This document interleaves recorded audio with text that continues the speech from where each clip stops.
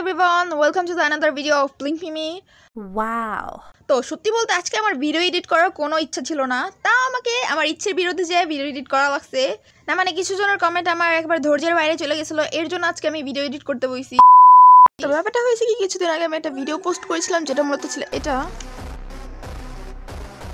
আর আমি আমার এই ভিডিওতে বলেছিলাম যে ওয়াইজি কেন ব্ল্যাকপিঙ্ককে আদা জল খেয়ে কপি করতে নামছে, আর এখানেই হয়েছে কিছু মানুষের সমস্যা। আর ভাই, এই ভিডিওটা পোস্ট করার পরে আমার কমেন্ট বক্সে শুধুমাত্র হেড কমেন্টটা ভরে গেছে। তার কারণ কিছু জ্ঞানী ব্যক্তিরা ভাবছে এই কথাগুলো আমি বেবি মনস্টারকে বলেছি। তো তাদের এই ব্রিলিয়ান্ট মার্কা ব্র্যান্ডের জন্য আজকে আমাকে এই ভিডিওটা মেক করতে হইতেছে।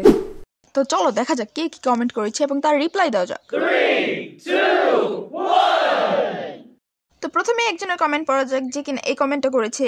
তো সে এখানে বলেছে, আরে ওয়াইজি চাইছে যে বেবি মনস্টারকে নেক্সট ব্ল্যাকপিঙ্ক বানাতে, কিন্তু ওয়াইজি ভুলে গেছে ডঙ্কি মানে গাধাকে কখনো হর্স বানানো যায় না, সে ডঙ্কি থাকে। তো এই কথার মধ্যে কিছুটা সত্যি থাকলো, এই কথাটা পুরাই ভুল। এবং তার একটাই কারণ, তুমি ভুলে গিয়েছো যে নিজের আইডল বাদে অন্য আইডলকে কিভাবে রেসপেক্ট করতে হয়। তুমি প্রথমে বলেছিলে যে ওয়াইজি বেবি মনস্টারকে নেক্সট ব্ল্যাকপিঙ্ক বানাতে চাইছে, বাট সে এটা কখনোই পারবে না। হ্যাঁ, এতটুকু সত্যি, কিন্তু এর পরের কথাগুলো তোমার গাধামার পরিচয় দেয়।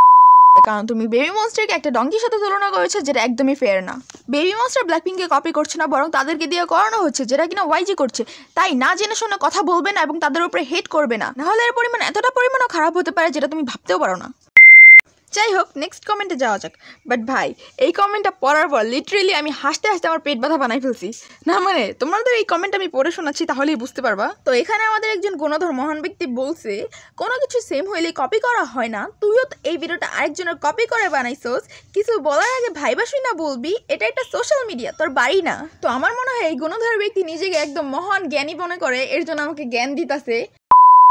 ভাই, আমার ভিডিওর মধ্যে এই কমেন্ট আমার সবচেয়ে বেশি ফানি লাগছে, কারণ এই গুণধর ব্যক্তি আমাকে বলছে আমি নাকি এই ভিডিওটা কপি করে বানাইছি। না মানে ভাই, আমি বুঝতেছি না আমি কারটা কপি করছি। না মানে ব্যাপারটা এমন হয়ে গেল, আমার বয়ফ্রেন্ড আছে, আমি নিজেই জানি না আমার বয়ফ্রেন্ড আছে। না মানে কি আর বলুম, এই গুণধর ব্যক্তি এতটুকুতেই থেমে থাকে নাই, সে আরও বলছে ভাইবা শোনা কথা বলবি, এটা একটা সোশ্যাল মিডিয়া, তোর বাড়ি না। তো এটার রিপ্লাই আমি একটা কথাই বলতে পারি, হ্যাঁ সোশ্যাল মিডিয়াটা আমার বাড়ি না, বাট আইডিটা তো আমার, মানে চ্যানেলটা তো আমার, আমার চ্যানেল আমার আইডি, আমি যা খুশি তাই পোস্ট করব। তোর কি রে ভাই, তোর এত জ্বলতেছে কিসের জন্য? না মানে কেউ কি মরিচ বাটা লাগাইতেছে শরীরের ভিতরে যে তুই আমার ভিডিও দেখে জ্বলে পড়ে ছাই হয়ে গেতেছিস? আর আমার কথা বলার চাইলে আমার ফ্যামিলির কোনো সমস্যা নেই, তোর এত সমস্যা হইতেছে কিসের জন্য? সব ব্যাপারে না নিজের নাকটা না গলাতে আসিস না, হলে না নাকটা ভেঙে দেবো, তখন বুঝবি ঠেলা কাকে বলে। যাই হোক, মাথা তো আমার এমনিতেই গরম হয়ে গেছে। নেক্সট কমেন্টে যাওয়া যাক। তো এখানে একজন কমেন্ট করেছে, এখানে তো শুধু চুলটাই লাল, তাছাড়া তো আর কি আছে। তো আমি তোমাকে একটা ভিডিও দেখাচ্ছি, তাহলে তুমি বুঝতে পারবা যে এখানে চুলটাই শুধু সেম নাকি অন্য কিছু আছে। দেখা যাক।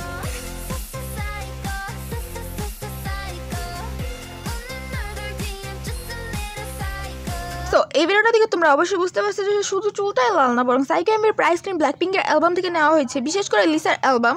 তবে আমার জানা আছে যে এখানে বেবি মনস্টারের কোনো দোষ নেই, এটা ওয়াইজি করাচ্ছে তাদেরকে দিয়ে। আর হ্যাঁ, তোমরা অনেকে বলেছো যে বেবি মনস্টার নাকি ব্ল্যাকপিঙ্ক ইন্সপায়ার্ড একটা গ্রুপ।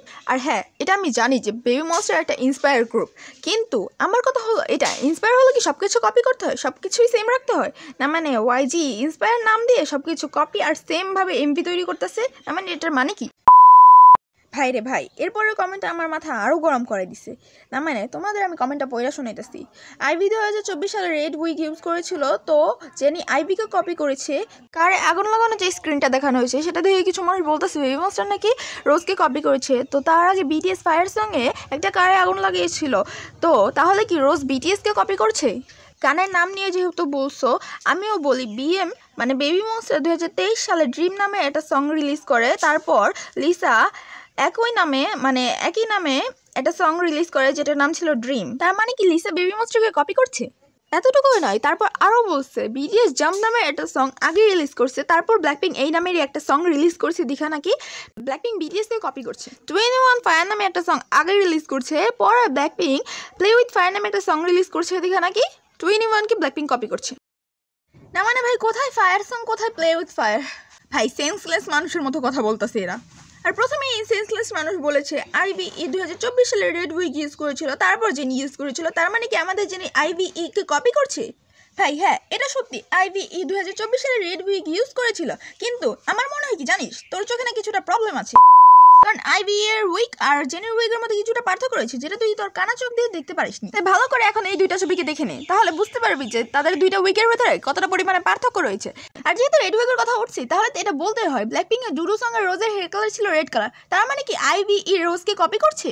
আর যদি বলে জেনিও রোজকে কপি করছে, তাহলে সে করতেই পারে, তার সিস্টার।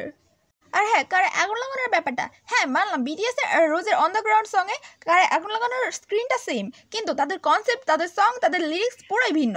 কিন্তু এই কথাটা তোমরা সবাই জানো যে বেবি মনস্টারের প্রাইস সং এর লিরিক্স এবং তাদের মলিডি ব্ল্যাকপিঙ্ক সং এর সাথে মিলে যায়। তবে যাই হোক, যেহেতু ব্যাপারটা শুরু হয়েছিল আমার এই ভিডিওটা দিয়ে, তো সবাই মনে করেছিল যে আমি রেড উইকের জন্য ওই ভিডিওটা পোস্ট করেছিলাম।